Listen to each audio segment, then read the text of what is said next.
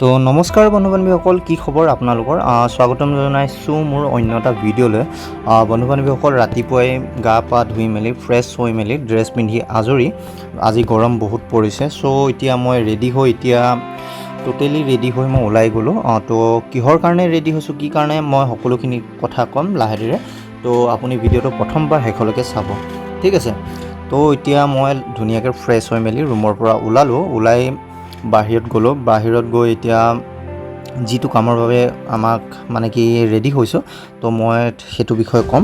তো বন্ধু বান্ধৱীসকল, ৰুমৰ পৰা প্ৰথম ওলাই আজি যিহেতু ভগৱান শিৱৰ জগন্নাথ মহাপ্ৰভুৰ ৰথ যাত্ৰা আছে, তো গেটৰ পৰা ওলাই গেটখনত দেখিলোঁ, ঈশ্বৰক চিন্তি নমস্কাৰ কৰি ভিডিঅ'টো আৰম্ভ কৰিলোঁ।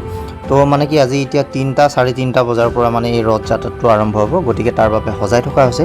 ইয়াতে আমাৰ লগৰখিনি সম্পূৰ্ণৰূপে ওলাই আছে, ইয়াতে চাব পাৰে। তো সকলো ড্ৰেছ পিন্ধি ফুল পূৰা একদম টাক পূৰা ফ্ৰেছ হৈ সকলোখিনি ৰেডি হৈ আছে। যিহেতু আমি য'ত আছোঁ, যিটো জেগাত আছোঁ, তো ফৰেষ্টৰ ফালৰ পৰা এটা আহিছে যে সকলোৱে মিলি সজাগ সভা লৈ সকলোৱে এজোপাকৈ নিজৰ মাৰ নামত বৃক্ষৰোপণ কৰিব বুলি।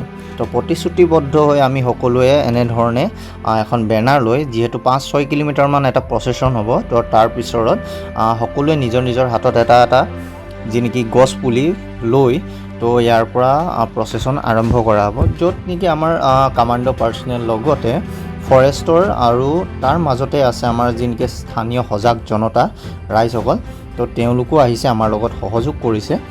তো সকলোৱে মিলি এনেধৰণে এটিকৈ গছ পুলি লৈ আমাৰ যি প্ৰচেছন আছিলে, তো মানুহক ক'বলৈ ধৰি লওক এটা সজাগ সভা হিচাপে কৰা হৈছে। তো আমাৰ এনেধৰণে প্ৰচেছনটো আৰম্ভ হৈ গ'ল। এইপিনে ছাৰেও ভিডিঅ' কৰি আছে, যিহেতু তেওঁলোকৰ হেৰিয়ত দিব লাগে। তো ইয়াৰ কাৰণটোৱেই হ'ল যে আজি যি বৃক্ষৰোপণ কৰিব, তাৰ কাৰণটো হ'ল এক পেড় আপনি মাঁ কে নাম। ইয়াত চাব পাৰে বেনাৰখনত এজোপা গছ নিজৰ মাৰ নামত বুলি বৃক্ষৰোপণ কৰিব দিয়া হৈছে। তো এইটো কাৰ্যসূচী 1 তাৰিখৰ পৰা 7 জুলাইলৈকে 1 জুলাইৰ পৰা 7 জুলাইলৈকে কৰা হৈছে। যিহেতু ফৰেষ্ট ডিপাৰ্টমেণ্টৰ ফালৰ পৰা এইটো ইনগ্ৰেশ্যন কৰা হৈছে বা ব্যৱস্থা কৰা হৈছে, সকলোৱে এনেধৰণে নিজৰ নিজৰ হাতত গছ পুলি লৈ চবেই প্ৰচেছন আৰম্ভ হৈ গ'ল। আমাৰ আৰম্ভ নহয়, ইয়াতো বৰ্তমান 3 কিলোমিটাৰমান খোজ কঢ়াৰ পিছত যিটো আমি লোকেশ্যনত গৈছোঁ, তো সেই লোকেশ্যনত গৈ আমি এতিয়া একোজনকৈ নিজৰ নিজৰ নামত বা মাৰ নামত এজোপাকৈ গছ পুলি ৰুম। তো ইয়াতে এনেকৈ সকলোৰে এনেধৰণে এজোপা নিজৰ হাতত গছ পুলি লৈ তো আৰম্ভ হৈ গ'ল। তো ময়ো সেই সুযোগতে নিজে এটা গাঁত খান্দিলোঁ, বিশেষকৈ এটা গছ পুলি ৰুবৰ বাবে। লগৰজনে মোক গছ পুলিটো ধৰি দি আছে, যিহেতু এজোপা মই গছ ৰুব লাগে।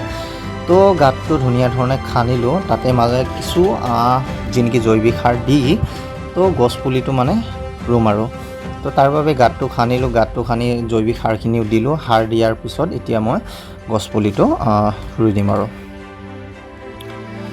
তো লগতে ছাৰো ওচৰত চাপি আহিলে, যিহেতু গছ পুলিটো ৰুব লাগে। আৰু ইয়াত বিশেষকৈ বেৰা দিয়া নহ'ল, যিহেতু এই ভিডিঅ'টো বেৰা দিয়া ভিডিঅ'টো কৰিব পৰা নহ'ল, যিহেতু আমি ৰোৱাৰ পিছত যি অন্য বেলেগ মানুহে এইটো ইয়াৰ যি বেৰাটো, চাৰিও বেৰা, যাতে ছাগলী আৰু গৰুৱে ইয়াৰ অনিষ্ট কৰিব নোৱাৰে, তো সেইটো কাৰণে। তো এতিয়া আমাৰ গছ পুলি ৰোৱা হৈ গ'ল প্ৰায়। তো এতিয়া চাওক, এটা ইমান ধুনীয়া এটা লোকেশ্যনত আমি এইটো টি প্লান্ট কৰা হৈছে, য'ত কি ক'ব আৰু একদম অ'পেন এৰিয়া হয়। তো তাৰ বাবে এজোপাকৈ গছ পুলি ৰোৱা হৈছে ৰাস্তাৰ কাষত, যাতে কোনো যাত্ৰীয়ে আহিলে অলপ সময় ৰেষ্ট ল'ব পাৰে। তো ইয়াতে আমাৰ যি ফৰেষ্টৰ বিট অফিচাৰ বানাই ছাৰে কিবা এটা ক'ম বুলি কৈছে। ছাৰ, কিবা এটা কওক আপুনি। কৰোণা ছিজনত অক্সিজেনৰ কাৰণে মানুহে মৰি আছে, হয় ছাৰ। গতিকে প্ৰথম কথা হ'ল আমি গছ পুলি ৰুব লাগে। হয়, গছ কাটাটোতো পাছৰ কথা, কিন্তু তাৰ আগত কেনেকৈ গছ পুলি ৰুব লাগে সেইটো মানুহক এৱাৰনেছ আমি প্ৰগ্ৰাম পাতিব লাগে। আমি আজি ইয়াত প্ৰগ্ৰামটো ভাল পাইছোঁ, চবে সহযোগিতাৰে। লগত আমাৰ হীৰক ছাৰ আছে, কাৰ্কি ছাৰ, আমাৰ হীৰক ছাৰ, কাৰ্কি ছাৰ অলপ ছাইড হৈ আছে। তো ফাইনেলি আমাৰ যিমানখিনি টাৰ্গেট আছিলে গছপুলি ৰোৱাৰ, সকলোখিনি ৰোৱাৰ পিছত আমি এটা লঘু আহাৰ খাই নিজৰ বেৰেকলৈ বুলি যাত্ৰা কৰিম। তো ভিডিঅ'টো ইমানখিনিয়ে আছিলে যদি ভিডিঅ'টো চাই ভাল লাগিছে তো লাইক এটা কৰিব এটা মৰম লগা কমেণ্ট কৰিব লগতে বান্ধৱীৰ মাজত এই ভিডিঅ'টো শ্বেয়াৰ কৰিব যাতে অন্য এজনেও এই ভিডিঅ'টো চাব পাৰে আৰু লগতে যদি এই চেনেলটোত আপুনি নতুনকৈ আহিছে তো ছাবস্ক্ৰাইব কৰিব নাপাহৰিব তো আজিলৈ ইমানেই বাই বাই